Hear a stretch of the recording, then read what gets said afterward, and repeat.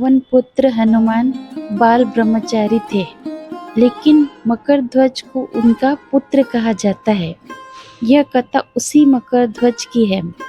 वाल्मीकि रामायण के अनुसार लंका जलाते समय आग की तपिश के कारण हनुमान जी को बहुत पसीना आ रहा था।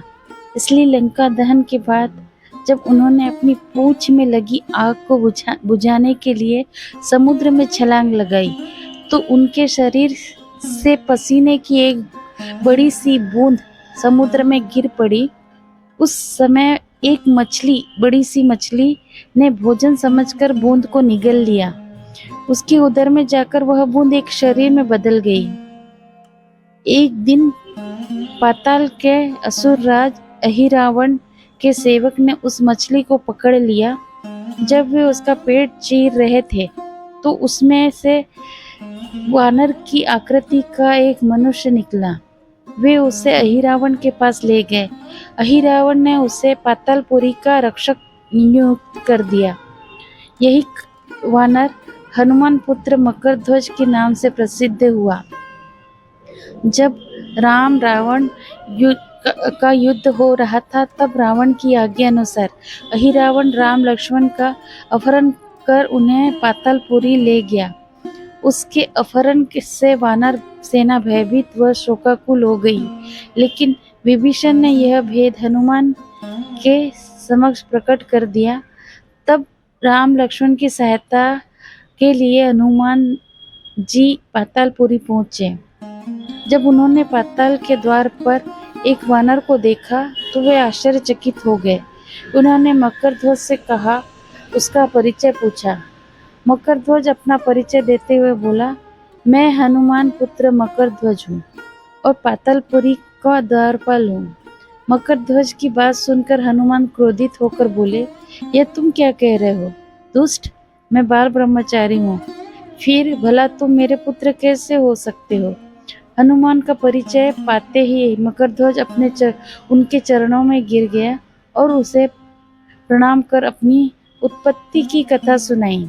हनुमान जी ने भी मान लिया कि वह उनका ही पुत्र है, लेकिन यह कहकर कि वे अपने श्री राम और लक्ष्मण को लेने आए हैं। जैसे ही द्वार की ओर बढ़े, वैसे ही मकरध्वज उसका मार्ग रोकते हुए बोला, पिताश्री, यह सत्य है कि मैं आपका पुत्र हूँ, लेकिन अभी मैं अपने स्वामी की सेवा में हूँ, इसलिए आप अंदर नहीं जा सकते।